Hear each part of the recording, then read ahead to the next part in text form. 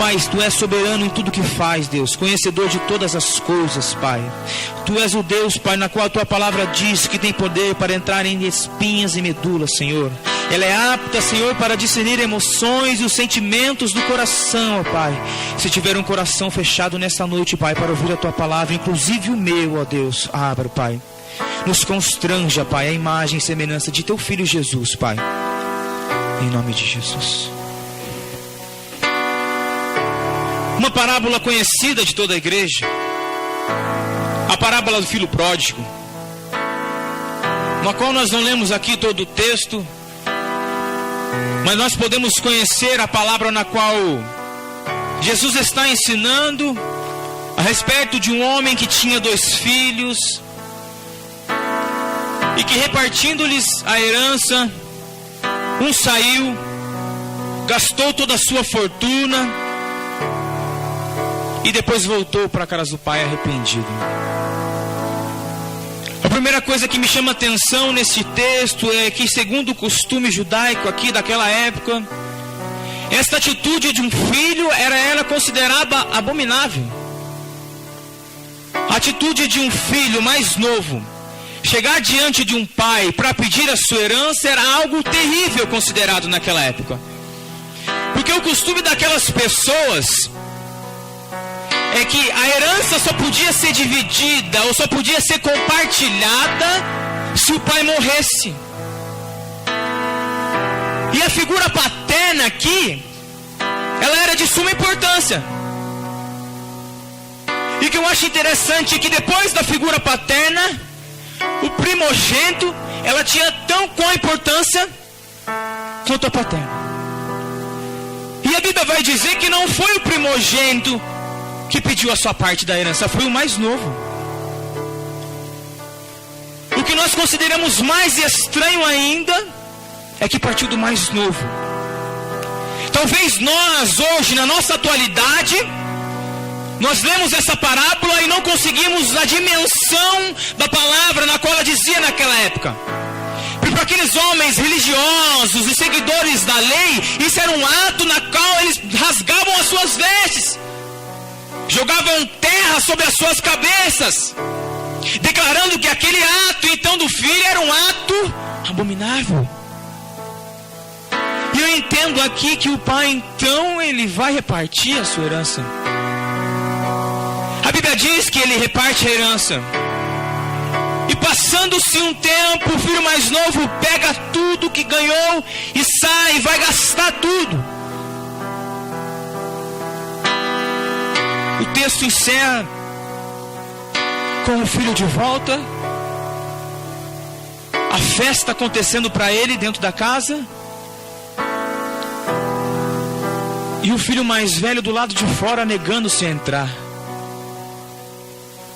Aí eu te chamo para entrar no contexto da história nesta noite. No capítulo 8, começa o primeiro porém aqui. Com a primeira palavra que fala no 15:8. Ou. A minha tradução diz ou. A palavra ou, nós podemos entender que Jesus estava contando algo, e que Jesus já tinha falado algo, e a resposta, através da palavra ou, Jesus estava falando algo e estava completando com a palavra ou. Na consequência da palavra ou, Jesus estava contando a parábola da dracma perdida, na qual a Bíblia diz que uma mulher, tendo ali as suas moedas, a igreja já conhece a parábola, a mulher perde aquela dracma dentro da sua casa. E ela vai fazer de tudo, ela acende a lamparina, ela varre, ela investiga toda a casa até achar essa dracma, essa moeda. Eu volto ao contexto do filho. Se nós olharmos hoje, nós não vamos entender. Mas vamos cair para dentro da história. A história e o costume daquelas pessoas diziam que uma mulher, quando ela ia se casar, o seu pai, ela dava para ela aquelas dracmas. E se alguma coisa acontecesse com aquela mulher, ou ela perdesse o marido, ou o marido a abandonasse, aquela mulher, aquelas moedas significavam para aquela mulher algo muito de suma importância, algo muito valioso. Então talvez nós, sem entender a dimensão da palavra, nós não entendemos que aquela moeda para aquela mulher talvez seria mais um dia de vida, mais um dia de alimento, mais um dia de sobrevivência. Não era uma simples moeda. Então Jesus, ele está comparando a respeito de alguém que perdeu algo precioso dentro da casa. Para nós entendermos aquela cena final, na qual o pecador encontra-se dentro da casa, e o filho mais velho do lado de fora, recusando-se a entrar, nós precisamos voltar no contexto aqui da história. No capítulo 15, versículo de número 1, a Bíblia está dizendo assim: e chegando-se a ele os publicanos e os pecadores para o ouvir, e os fariseus e os escribas murmuravam dizendo: este recebe pecadores e come com eles. E ele quem? Jesus lhe propôs esta parábola. Aí nós começamos a entender o contexto. Eu começo a entender que a cena agora, Jesus está comendo ali com os publicanos, com os pecadores. Do lado de fora aparecem os fariseus e os escribas. Eles olham para dentro da casa. Sabe por quê? A Bíblia não diz aqui que é dentro, mas a Bíblia fala que eles estavam comendo, que ele comia com eles. O costume judeu, eles não comiam em qualquer lugar. Eles se alimentavam em comunhão. Então eles estavam dentro. A Bíblia diz que os fariseus então interrogam dizendo: você come com os pecadores, você participa em oração, compartilha com eles. A Bíblia não relata, mas eu começo imaginando a cena de Jesus indo até os fariseus e propõe para eles: posso contar para vocês 3 parábolas? Posso contar para vocês 3 historinhas? Aí Jesus começa dizendo aqui: um homem, tendo 100 ovelhas, e perdendo uma delas, não deixa no deserto as 99 e não vai procurar a perdida até que venha achá-la? E Jesus vai então contar a parábola da ovelha perdida. Já tem gente entendendo. Jesus, ele está contando a parábola da ovelha perdida. Voltamos também para o contexto da história. Se nós pensarmos, é só mais uma ovelha que se perdeu. Mas aquele pastor, ele não era o dono das ovelhas. Ele só tomava conta, pastor, daquelas ovelhas. Ele tinha que dar conta para alguém sobre a respeito daquelas ovelhas. E a Bíblia vai dizer que a ovelha se perde fora do aprisco. Então aquele pastor, zeloso pela sua ovelha, ele vai atrás e vai buscar a ovelha. Eu começo a imaginar aquele pastor vai até a ovelha, acha ela no deserto e traz ela nas costas. O interessante é que, tanto na parábola da ovelha perdida, como da dracma, a Bíblia diz que há festa nos céus. Eles fizeram festa a respeito daquilo que foi achado. Então a Bíblia diz que, antes de nós entendermos a parábola do filho pródigo, nós precisamos voltar. O texto se iniciava Jesus dentro da casa, os fariseus do lado de fora, e criticando Jesus porque ele comia e se reunia com os pecadores. Até hoje, eu estava acostumada a ouvir a pregação do filho pródigo, a respeito daquele que cometeu pecados e voltou, que pegou a sua herança, participou de tudo que não devia fora e voltou. Mas eu nunca tinha me percebido neste detalhe. No versículo de número 12, diz assim: e o mais moço deles disse ao pai: Pai, dai-me a parte da fazenda que me pertence. E ele repartiu com eles, ou lhes repartiu.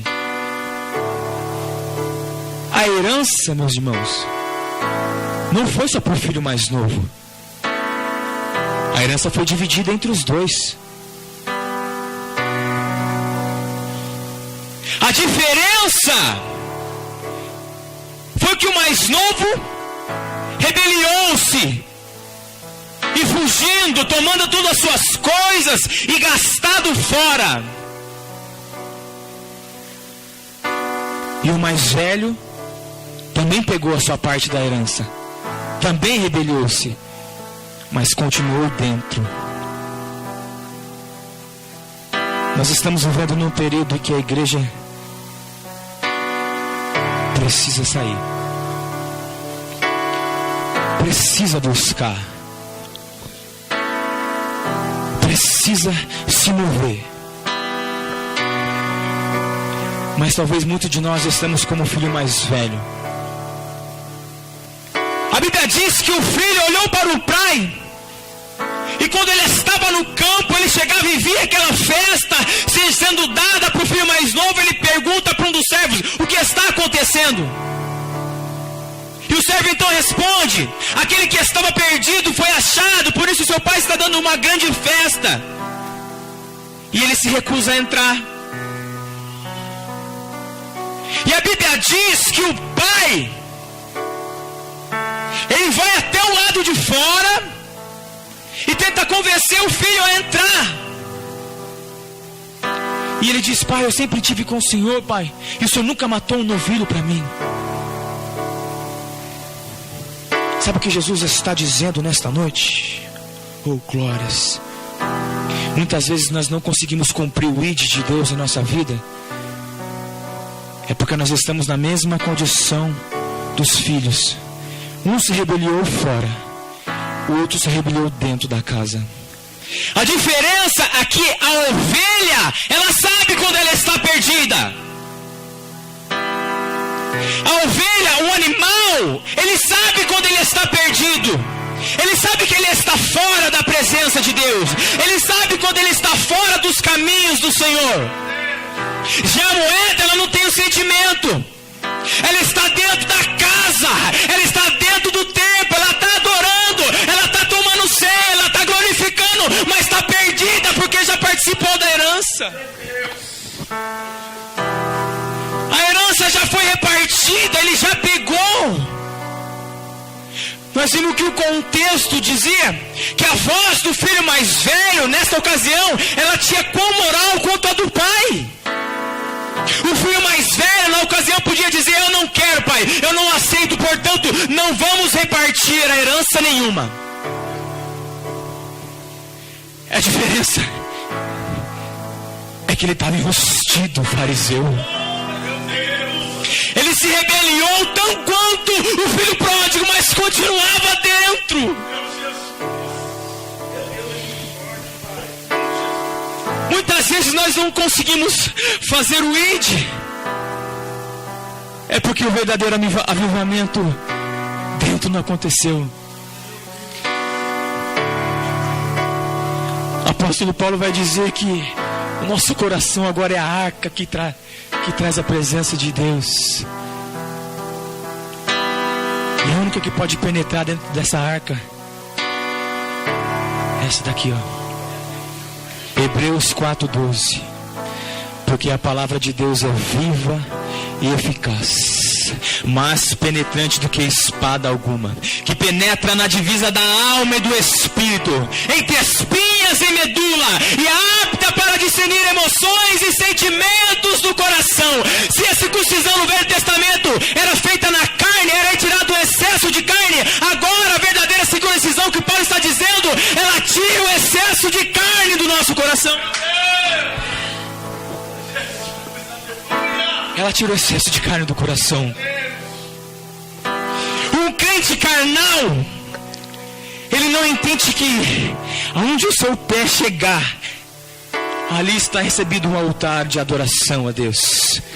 É onde a sua voz chegar, ali está um púlpito missionário para que a voz de Deus use você e eu como oráculo de Deus para o povo. Apóstolo Paulo vai dizer: vós sois a carta de Cristo anunciada ao mundo. A carta, quando nós mandamos uma carta a alguém, nós não mandamos uma carta rasurada, nós não mandamos uma carta suja, nós não mandamos uma carta ilegível, rasurada. Como é que as pessoas têm lido a nossa vida aí fora? Será que as pessoas têm vindo a limpeza na nossa vida do Espírito Santo? Ou será que essa carta está rasgada, que é o pecado? Porque se a carta está rasgada, a primeira coisa que vamos olhar, vamos ver, essa carta está rasgada. Isso é assim o pecado na nossa vida. E o mais importante é que algumas pessoas têm esquecido. A carta ela não pode ser entregue. Ela vai estar limpa, ela vai estar legível, ela vai bem elaborada. E no final o que nós faz? Coloca o selo. É o selo do Espírito Santo. Paz, mansidão, benignidade, bondade, domínio próprio, poder de Deus. Sabe o que eu tenho percebido? O agir de Deus está sendo bloqueado dentro de algumas igrejas, até pentecostais. Porque nós temos feito e visto pessoas fazendo bizarrice, dizendo que é poder de Deus. Aí Deus quer manifestar a glória que estava sob Atos 2, e nós estamos com o coração travado. Mas o que eu acho interessante é que naquela noite, naqueles 120 homens, sentadinho lá naquela reunião, estava Pedro, aquele que tinha cortado a orelha do soldado, aquele que tinha já negado a Jesus 3 vezes, mas aquele que Jesus tinha olhado: tu és Pedro, mas sobre esta rocha eu vou edificar a minha igreja. E Pedro, falho, pecador, o rancoroso, ele levanta então, cheio do Espírito Santo. E a Bíblia vai dizer que Pedro começa a falar sobre Davi, sobre Abraão, sobre os profetas do Antigo Testamento. E 3.000 almas se convertem a Jesus. Eu creio que é poder de Deus para salvar as almas aí fora. Primeiramente tem que estar fundamentada na palavra. Primeiramente tem que estar fundamentada na palavra.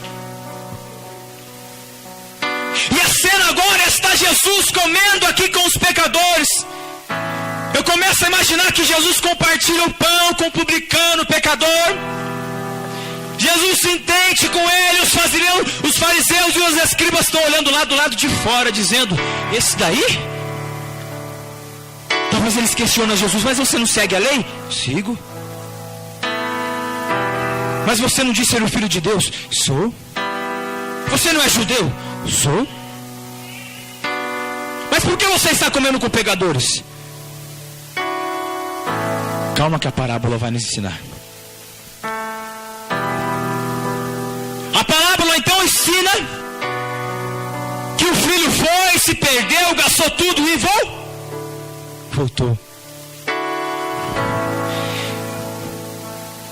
E a palavra chega a dizer que Deus se alegra mais com um pecador que se arrepende do que 99 bons. Talvez nós estamos vivendo um período que tem muita gente boa dentro da igreja, mas muito pouca gente arrependida. E só quem se arrepende do pecado que pode salvar outro pecador. Só aquele que entende a dimensão do pecado pode buscar outro pecador. A Bíblia vai dizer que Davi chega a dizer: num ventre de um pecado fui gerado. A Bíblia diz que todos pecaram e destituídos ou afastados da glória de Deus estávamos. Mas Jesus, Ele veio para nos reconciliar com Deus.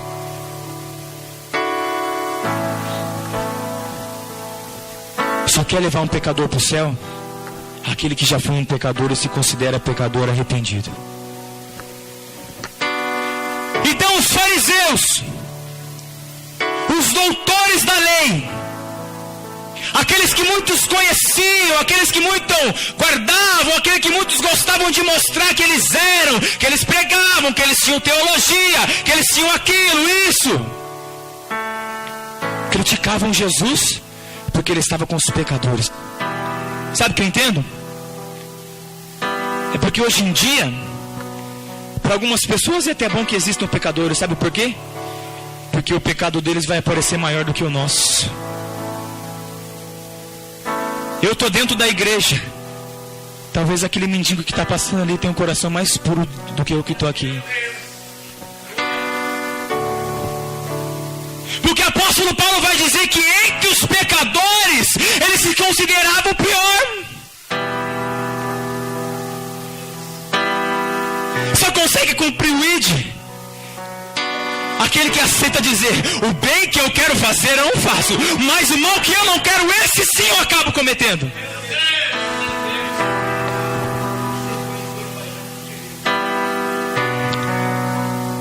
Talvez dos pecadores que aqui estão nessa noite eu sou o pior. Mas como já profetizava o Denis no carro, ai, se não fosse a graça de Deus, ai, se não fosse esse favor imerecido sobre a humanidade, ai, se não fosse aquele sangue vertido naquele madeiro, ai, se não fosse ele dizendo: Deus meu, por que me abandonaste? Ah, se não fosse esse sangue, ah, se não fosse aquele beijo no rosto de Judas,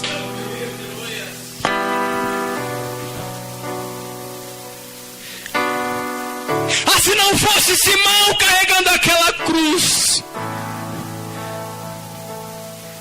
Tem certas ocasiões na vida da gente é que, assim como Simão, nós somos constrangidos a carregar a cruz de Cristo. O evangelho gospel de hoje em dia pode ser pop. Os cantores podem ser pop. Os youtubers podem ser pop. Mas a mensagem da cruz não é pop. Jesus estava sentado e uma grande multidão o seguia. E Jesus vai dizer em um determinado momento na qual começaria a separação do povo de Deus verdadeiro. Jesus vai olhar para aquela grande multidão e vai dizer que ele era o pão da vida, e aquele que comesse do seu pão e bebesse do teu sangue, ele daria a vida eterna. Sabe o que a multidão falou, pastor? Quão dura esta palavra, mestre. Sabe o que a nossa geração está dizendo? Que a cruz não é o suficiente. Tem que ter um entretenimento para atrair. Tem que ter uma heresia. Mas o apóstolo Paulo estava dizendo: ninguém pode pôr um só fundamento no qual Cristo Jesus a estabeleceu.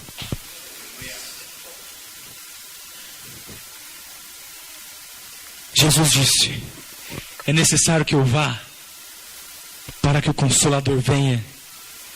E ele, quando vier, nos fará rodar. Não é isso, né? E ele, quando vier, nos falar em línguas estranhas. Não, também não é isso, né? E ele, quando vier, nos fará profetizar e curar. Não, também não é, né? E ele, quando vier, convencerá o homem do pecado. Tem muito fariseu hoje. Mas um dia o pastor estava pregando na minha igreja, e pela autoridade do Espírito que estava sobre a vida dele, ele via um culto no lar, numa sala, ali estava 4 ou 5 pessoas, mas a palavra de Deus que descia sobre a barba de Arão dizia: aqui tem profeta de Deus, aqui tem homem e mulher de Deus.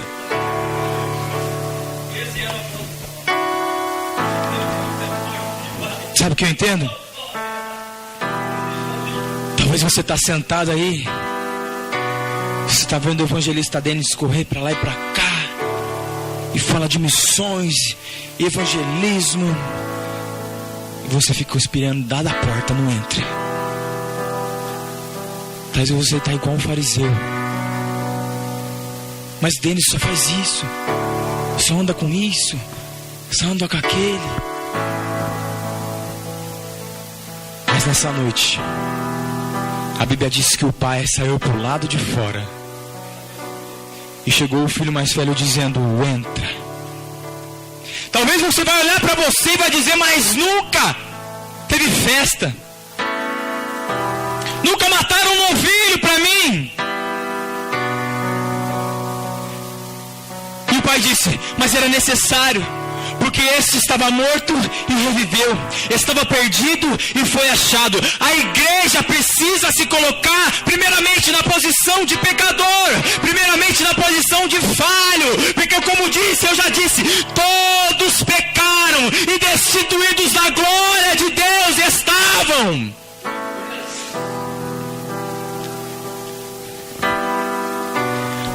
Os nossos costumes mudaram. Meu pastor é bem de idade, o Denis, o pastor Bruno sabe. Ele dizia que na época dele, mais velho, os jovens que se convertiam a Jesus, eles buscavam no monte, eles queriam pregar a palavra, consagrar, estar no evangelismo, num culto no lar. Hoje em dia, os jovens querem virar youtuber.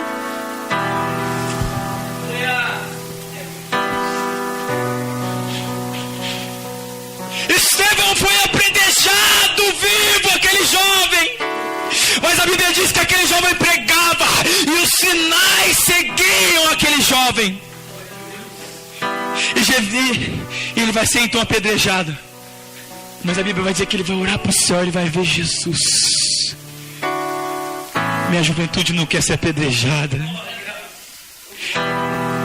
Minha juventude não quer ser perseguida. A minha juventude não quer casar cedo para fugir do pecado. A minha juventude não quer andar em santidade com Deus, tem um propósito. A minha juventude quer ser ungida missionário, colocar a Bíblia debaixo do braço e dizer que o sonho é pegar nos Gideões.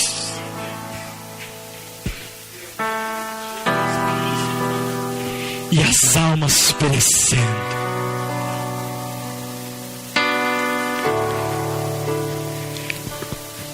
A Bíblia diz que nós devemos buscar a nossa conversão. Mas por que a palavra conversão? Quando você vai estudar o livrinho lá da autoescola, tem lá as plaquinhas e uma seta assim: conversão à direita, conversão à esquerda. Uma mudança de rota. A humanidade é criada. O pecado entra através de Adão.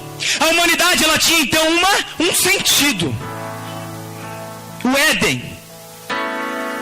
Viver com Deus. O pecado entra, então a humanidade muda de sentido. E a verdadeira conversão, então ela nos vai tirar desse sentido. E o sentido que a humanidade traga agora é o inferno. Mas Cristo vem para nos mostrar o caminho, porque Ele diz: eu sou o caminho, a verdade e a vida. Ninguém vai ao Pai se não for por mim. Mas para existir a mudança de rota, tem que existir um fenômeno chamado metanoia. Mudança de mente, mudança de caráter, mudança de postura. Mas sabe o que tem acontecido? Tem acontecido muitas vezes a conversão sem a metanoia.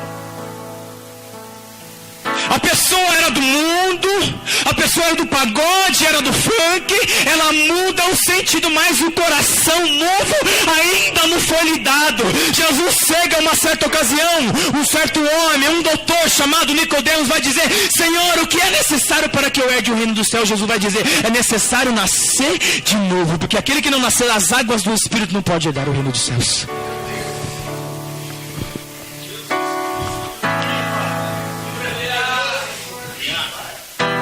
Eu olho para a minha vida, eu olho para a vida desse jovem aqui, ó.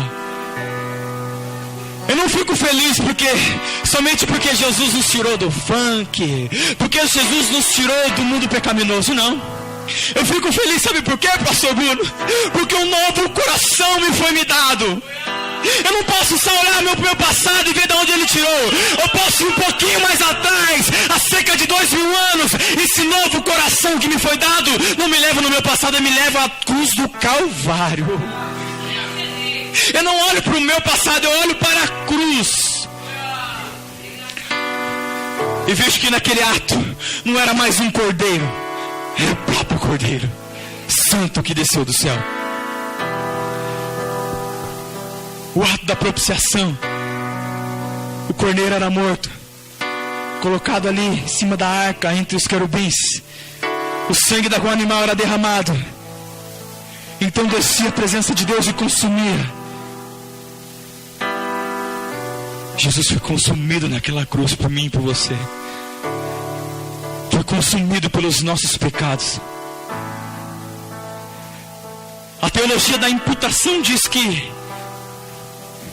os nossos pecados foram imputados em Cristo, foram acrescentados em Cristo. É como se fosse agora a cena de um réu e nós estivéssemos ali na cadeira de força. O juiz já bateu o martelo e diz: vou condenar. Vai poder ligar a cadeira elétrica, porque a humanidade já não tinha mais jeito. Eu começo a imaginar Jesus descendo do céu dizendo: tira ele dessa cadeira.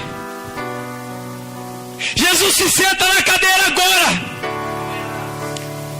E ele olha para aquele homem e diz: pode descarregar, descarga em mim. E a Bíblia diz que Jesus morre naquela cruz. Mas como já foi pregado aqui, ao terceiro dia ressuscitou dos mortos. Ao terceiro dia ele ressuscitou dos mortos. E hoje vive, e hoje vive, e hoje vive.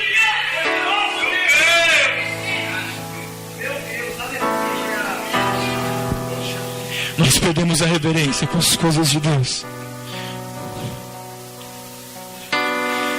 Dizia um pregador que quando ele chegou num determinado local, estava um jovem de joelhos prostrado, adorando a Deus. E de costume, ele se retirou daquele lugar andando de costas, porque ele sabia que ali estava um homem. Ele já sabia que o véu já estava rasgado, e ali estava um homem orando e falando com Deus. E não podia sair daquele lugar de costa, porque ali estava alguém falando com Deus. Nós precisamos resgatar essa isenta dentro dos nossos templos, até porque tudo que nós nos enchemos aqui será refletido na vida de pessoas aí fora. Tem pregado aí fora que o Evangelho é o homem, o centro de todas as coisas. É tudo para o homem, em torno do homem, é para o homem. Porque de mim, para mim, por mim foram feitas todas as coisas. Glória, pois, a mim eternamente, amém. Jesus já não é mais o centro das coisas.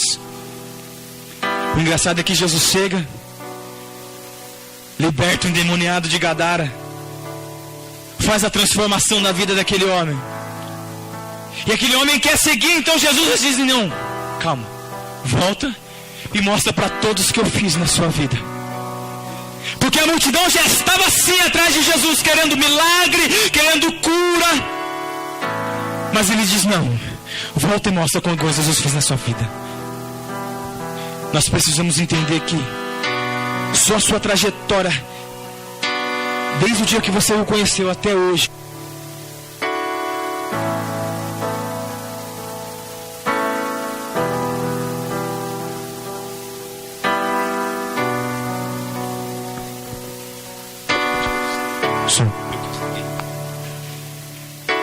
nós temos a carta de Cristo. E para eu encerrar, o texto começou dizendo que os fariseus então interrogavam Jesus a respeito de que ele estava com os pecadores. Então Jesus vai contar 3 parábolas: a ovelha perdida, a dracma perdida e o filho pródigo. A ovelha que se perdeu fora do aprisco, a ovelha que se perdeu fora da igreja, a ovelha que se perdeu longe da presença de Deus, a ovelha que se perdeu neste mundo, a ovelha que está perdida longe da graça, e da dracma, a moeda que se perdeu dentro. Eu não sei em qual situação você se encontra aqui nesta noite, se você se perdeu fora ou se você se perdeu dentro. Mas essa mensagem é para quem precisa reconhecer que é pecador. Porque a cena vai terminar com Deus representando ali o Pai, se conduzindo para fora e convencendo o Filho para entrar. Jesus está te chamando para entrar, porque o mesmo cordeiro que foi matado para aquele filho era para o outro filho também.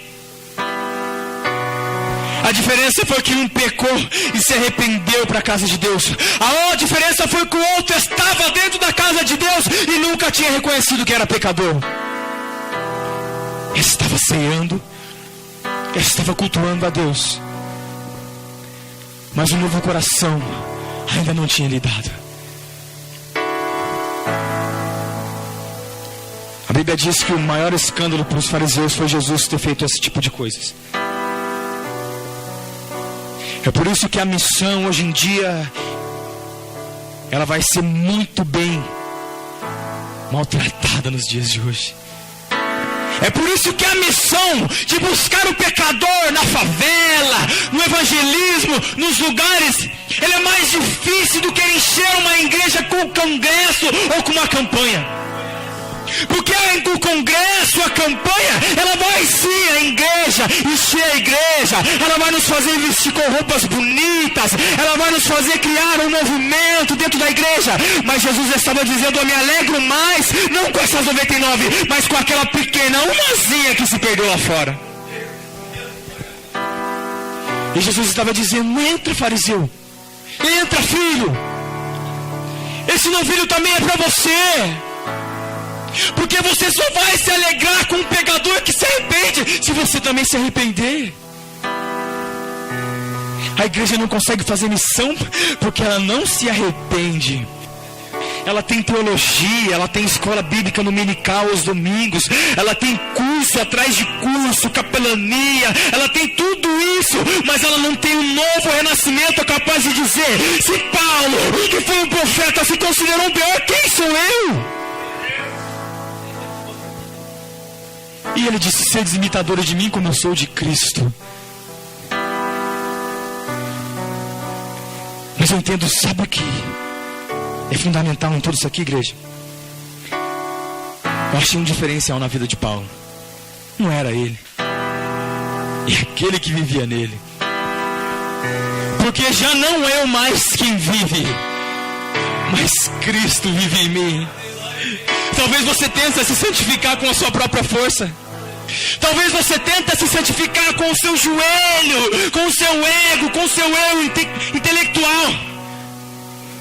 Mas Jesus estava dizendo, que nós estávamos cantando, existe um hino da harpa tão bonito que diz: pela fé que uma vez me foi dada, para seguir o Cordeiro de Deus, pela graça de Deus enviada, andarei de valor para os céus. Pela graça de Deus enviada, pela fé que uma vez me foi. Não é minha essa fé, pastor. Não era nossa essa fé, igreja. Mas Jesus naquela cruz estava dizendo: eu vou te dar, pastor Bruno. Mas Jesus naquela cruz estava dizendo: eu estou te dando é a graça. Mas vai dizer, alguns de nós vai dizer: mas eu não mereço. Mas ela vai dizer: é favor imerecido. Você não merecia mesmo, igreja. Nós não merecíamos mesmo, mas foi a graça dele, a misericórdia dele que nos concedeu. Aí nós o concedemos agora. Não sou mais eu quem vive, mas Cristo vive em mim. Que minhas obras para ele são como trapo de imundícia.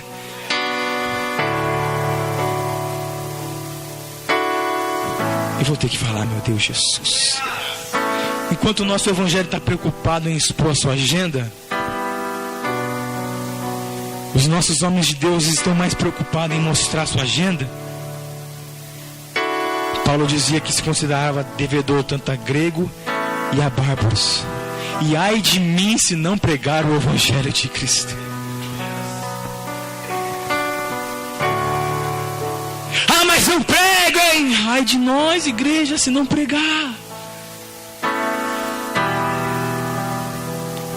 Nós fizemos um curso de capelania um tempo atrás. Eu me lembro do irmão, ele estava lá no mesmo dia que eu. Não me lembro. Gravei a filosofia do irmão. O interessante é que aquele pastor batista, mas cheio da graça de Deus, ele diz uma coisa interessante aqui para a obra missionária. Todo esse conhecimento aqui, e muitas vezes, pastor, ele vai ser resumido em um abraço.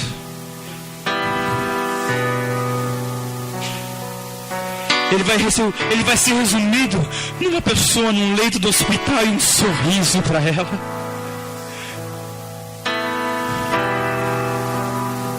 Mas como falou a palavra, ninguém pode opor um outro evangelho.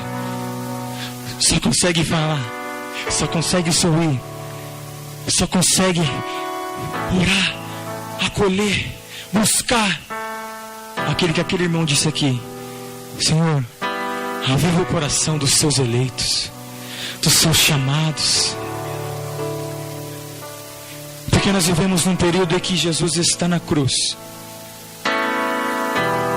E aquela multidão talvez dizia: ele não pode mais curar, não pode mais. A multidão talvez olhava naquela cruz e podia: agora não pode sair mais nada. O leproso olhava, agora limpo, olhava e disse: agora não sai mais nada dali. O cego agora enxergando, olhava para ele e dizia: acabou, acabou. O coxo agora estava andando preocupado e dizendo: acabou, acabou, não tem mais milagre. Mas Jesus naquela cruz do Calvário estava produzindo o maior dos maiores dos milagres que alguém já presenciou nesta terra, a minha e a sua salvação. Davi, quando ele peca e a Bíblia diz que ele acha um santuário no deserto. Pastor, que santuário é esse? Não tem santuário no deserto, igreja. Sabe qual é o santuário? Aqui, ó. Ele achou o seu coração no deserto. E ali ele vai dizer no Salmo 50 ou 52, se eu não me engano: Senhor, torna a dar-me a alegria da tua salvação. A igreja de hoje, ela se alegra pela porta aberta, ela se alegra pela cura, ela se alegra pela unção, pelo movimento, mas ela não se alegra mais pela salvação. E só quem se considera pecador como Davi: ah, mas Davi fez o que fez. Mas o nosso Deus falou: eu achei Davi homem segundo o meu coração. O escândalo começou quando Jesus se põe de pé na sinagoga. Ele diz que ele era aquele que o profeta Isaías anunciava. Escândalos para os judeus, loucura para os gregos. Alguns buscam por sinal, outros por sabedoria, mas nós pregamos a Cristo crucificado.